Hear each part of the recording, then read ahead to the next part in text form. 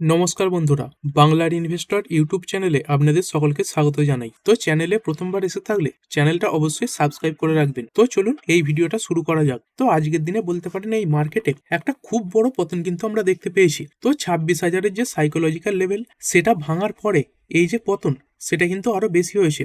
তো দেখতে পাচ্ছেন এই 11টা 20 এই সময় করেই এই 26,000 এই লেভেলটাকে ভেঙেছে এবং তারপর থেকে ক্রমাগতই কিন্তু আবার নিচের দিকে পড়েছে এবং শুরু থেকে এই মার্কেট এটা কিন্তু প্রেসারেই ছিল। তো আজকের ওপেন কত দেখতে পাচ্ছেন এই 26,106.50। তো এর আগের দিনের যে ক্লোজিং তার থেকে নিচেই ওপেন হয়েছে এবং আজকের যে হাই 26,133 এটাও কিন্তু এর আগের দিনের যে ক্লোজিং 26,140 এর থেকে নিচে রয়েছে।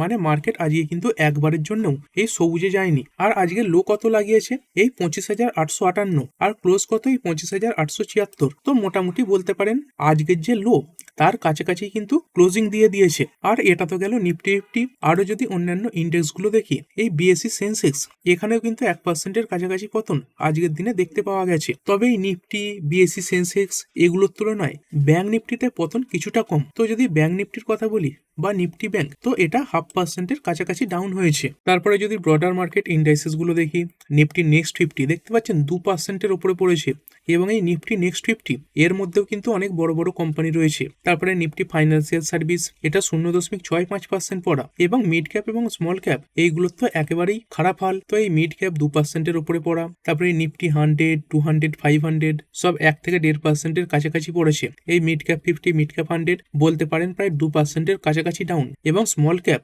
এগুলো প্রায় 2%-এর কাছাকাছি পড়েছে। এই স্মল ক্যাপ 100 1.99% ডাউন এবং এই স্মল ক্যাপ যে 50 এটাও 1.94% পড়েছে এবং সেখানে এই ইন্ডিয়ান ভিক্স এটা 6.53% বেড়েছে। মানে বাজারে এই ভলিটিলিটি এটা কিন্তু অনেক ওপরে উঠে গেছে এবং ওভারঅল মার্কেট ব্রেথও খুব খারাপ। যদি এই এনএসির কথাই বলি তো এই 3,247 খানা স্টকের মধ্যে পড়ে গেছে কতগুলো এই 2,625 খানা স্টক পড়েছে আর সেখানে বেড়েছে কতগুলো মাত্র 545 খানা বাড়া রয়েছে। তো মোটামুটি একখানা বাড়া শেয়ারের সামনে প্রায় কিন্তু 5খানা পড়া শেয়ার রয়েছে। এবং যদি সেক্টর ওয়াইজ কথা বলি তো এখানে দেখতে পাচ্ছেন নিফটি অটো এটা 1%-এর কাছাকাছি ডাউন, ফাইন্যান্সিয়াল সার্ভিস এটা 0.78% পড়েছে, নিফটি আইটি তো এটাই ইন্ডেক্সে বড় একটা কন্ট্রিবিউট করে তো 1.99% মানে 2%-এর কাছাকাছি পড়েছে। তারপরে নিফটি মিডিয়া 1.38% ডাউন হয়েছে এবং যেই সেক্টরটা বিগত কয়েকদিনে খুব ভালো পারফরমেন্স দেখিয়েছে সেখানে কিন্তু সব থেকে বড় পতন এসেছে এবং সেটা কোনটা তো এই মেটাল। তো যেই ইন্ডেক্স যত বেশি বাড়বে এই শর্ট টার্মে কিন্তু সেগুলোতে পতনও সেরকম আসে। তো দেখতে পাচ্ছেন 3.5%-এর কাছাকাছি পড়ে গেছে। তো যাদের পোর্টফোলিওতে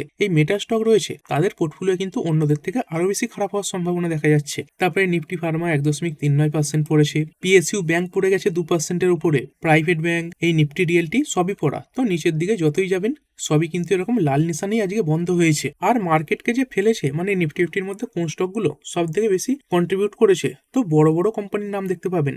দেখতে পাচ্ছেন সব থেকে বড় কোম্পানিকে রিলায়েন্স রয়েছে। তো দেখতে পাচ্ছেন পার্সেন্টেজ হিসাবে স্টকটা 2.23% পড়েছে এবং নিফটি যে এতটা পড়েছে তো এই নিফটি কত পড়েছে তো এখানে দেখতে পেলেন 263.90 পয়েন্ট পড়েছে। তো এই যে পড়েছে এর মধ্যে দেখতে পাচ্ছেন এই রিলায়েন্স এরা একাই ফেলে দিয়েছে 50 পয়েন্টের কাছাকাছি। তারপরে এই এলএনটি এরা ফেলেছে এই 28 পয়েন্ট, তারপরে টিসিএস 22 পয়েন্ট রয়েছে, তারপরে ইনফোসিস 20 পয়েন্ট এবং তারপরে যদি কথা বলি হিন্ডালকো রয়েছে এটা 11 পয়েন্ট ফেলেছে। আর সেখানে যদি যেগুলো বাড়িয়েছে সেগুলো দেখি সেগুলো কিন্তু খুবই কম। তো সব থেকে বেশি যেটা এই নিফটি ফিফটিতে কন্ট্রিবিউট করেছে সেটাকে আইসিআইসিআই ব্যাংক। তো দেখতে পাচ্ছেন গ্রাফটা কত বড় কিন্তু কত পয়েন্ট কন্ট্রিবিউট করেছে মাত্র এই 11 পয়েন্ট। এবং এই যে বিএসসি এইখানে যে স্টকগুলো রয়েছে এদের অবস্থাও কিন্তু খুব খারাপ। তো এই বিএসসিতে দেখতে পাচ্ছেন 4,366 খানা স্টক ট্রেড হয়েছে, তার মধ্যে পড়ে গেছে কতগুলো এই 3,224 খানা আর বেড়েছে সেখানে মাত্র এই 992 খানা। তো এখানেও যে পড়া শেয়ারের পরিমাণ সেটা কিন্তু অনেকটা বেশি রয়েছে। তো এর পেছনে কারণ কি রয়েছে যে আজকে মার্কেট এত বড় একটা ক্র্যাশ দেখালো? তো যদি এই কারণগুলো খুঁজতে চাই তো একটা মেন কারণ রয়েছে এবং তার সঙ্গে সঙ্গে আরো কিছু ছোটখাটো কারণ কাজ করছে। প্রথমতই যদি কথা বলি এই সান্তা র্যালির সময় করে এই যে এফআইআইরা এটা কিন্তু ছুটিতে চলে গিয়েছিল এবং তারপরে যখন এই জানুয়ারি মাসের 2 তারিখের পর মার্কেটে ফিরে এলো তখন থেকে কিন্তু মার্কেটে বড় প্রেসার তৈরি হয়েছে। মানে সান্তা র্যালির আগে মার্কেট যে জায়গায় ঘোরাফেরা করছিল সেই জায়গাতেই কিন্তু আবার পৌঁছে গেছে। তো এই এফআইআই এটা দেখতে পাচ্ছেন এর আগে দুদিন কিছুটা কম বেঁচেছিল এবং গতকালে প্রায় 1,500 কোটির কাছাকাছি শেয়ার বিক্রি করে দিয়েছে।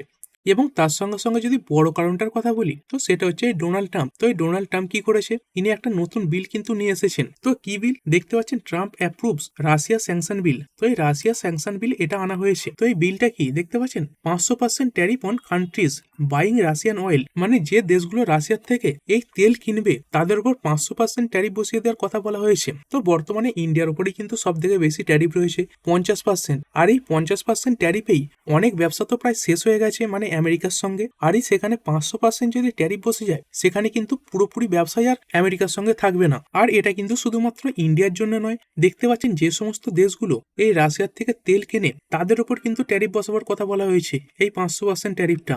তো কেমন কেমন দেশ রয়েছে দেখতে পাচ্ছেন, ইন্ডিয়া তো রয়েছে, তার সঙ্গে সঙ্গে চায়না, তারপরে ব্রাজিল রয়েছে। তো কিসের জন্য তিনি এই বিল এনেছেন, তো এই ডোনাল্ড ট্রাম্প তিনি এটা বলছেন to curb funding for Russia war in Ukraine. তো এই ডোনাল্ড ট্রাম্প এনার বক্তব্য যে ইন্ডিয়া, চায়না, ব্রাজিল এদের মতো দেশগুলো এই রাশিয়ার থেকে ক্রুড অয়েল কিনছে এবং যার ফলে এই রাশিয়া এই ইউক্রেনের সঙ্গে যুদ্ধ চালিয়ে যাওয়ার জন্য প্রয়োজনীয় যে অর্থ সেটা পাচ্ছে। তো এই ইন্ডিয়া, চায়না এবং ব্রাজিল এই দেশগুলোর সঙ্গে আমেরিকার যে ব্যবসায়িক সম্পর্ক সেটাও কিন্তু অনেকটা বড়। তো দেখতে পাচ্ছেন এই আমেরিকার যে এক্সপোর্ট ইম্পোর্টের ডেটা সেটা খুলে নিয়েছি। তো প্রথম যে কলমটা এটা হচ্ছে আমেরিকা কত এক্সপোর্ট করে থাকে, আর সেকেন্ড যেটা এটা হচ্ছে আমেরিকা কত ইম্পোর্ট করে।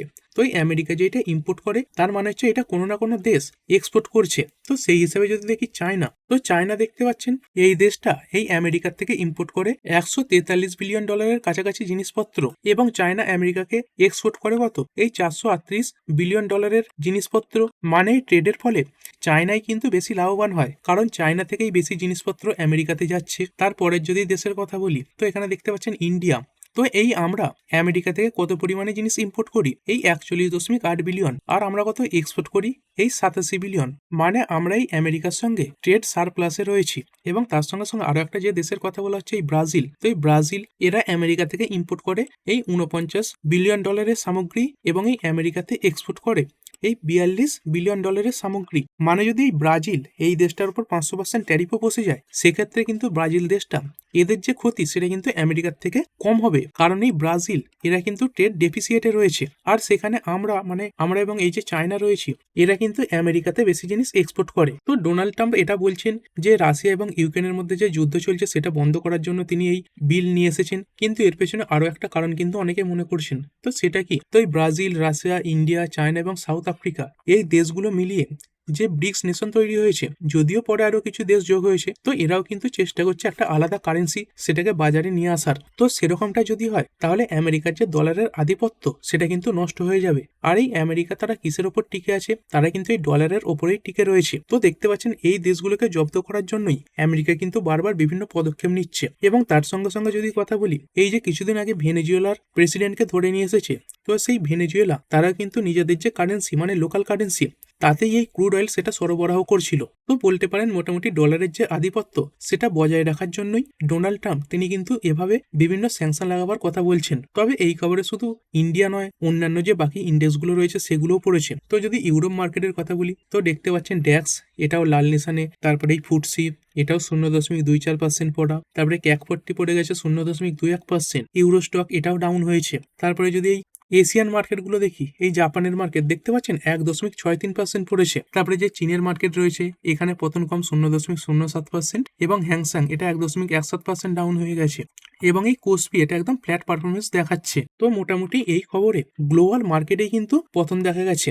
তো কিছু কিছু দেশে পতন বেড়েছে, যেমন তার মধ্যে আমাদের ইন্ডিয়া রয়েছে, এবং বহু স্টকে তো আজকে নিচের দিকে পড়েছে। তো সেরকম যদি কিছু কোম্পানি দেখেও নিই, তো মেটাল সেক্টর অনেকদিন পর খুবই খারাপ পারফরমেন্স দেখিয়েছে। যেমন দেখতে পাচ্ছেন হিন্দুস্তান জিঙ্ক 6.35% ডাউন হয়েছে। তো রূপোর যে দাম সেটাও কিন্তু অনেকটা বেশি পড়েছে। তারপরে এই হিন্দ কপার এটাও 5.40% পড়া, ন্যালকো পড়েছে 5.57%। তারপরে বেদান্ত এখানে 3.23% পতন দেখা গেছে। তারপরে যদি কথা বলি আইটি সেক্টরের কোম্পানিগুলো, তো দেখতেই পেলেন আইটি ইন্ডেক্স পড়ে গেছে। তো এই আইটি সেক্টরের যদি কোম্পানিগুলো দেখি, তো দেখতে পাচ্ছেন ইনফোসিস 1.61% ডাউন হয়েছে। তারপরে টিসিএস এটা 3% পড়া, তারপরে উইপ্রো লিমিটেড এটা পড়ে গেছে 3.29%। তারপরে সিগনেচার গ্লোবাল এটা 8.18% ডাউন হয়েছে।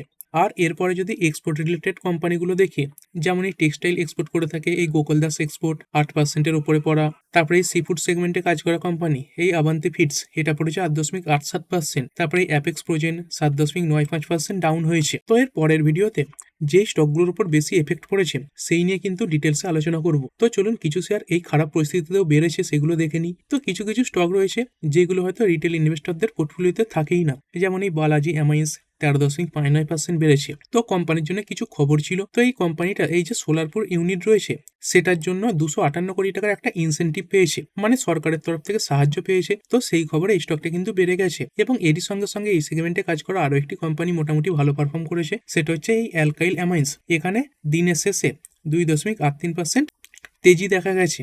তারপরে ডি ডেভেলপমেন্ট 6.57% বেড়েছে। ট্রাইডেন্ট এটা বেড়েছে 2%-এর কাছাকাছি। তারপরে অলোক ইন্ডাস্ট্রি লিমিটেড এটা 0.57% বাড়া।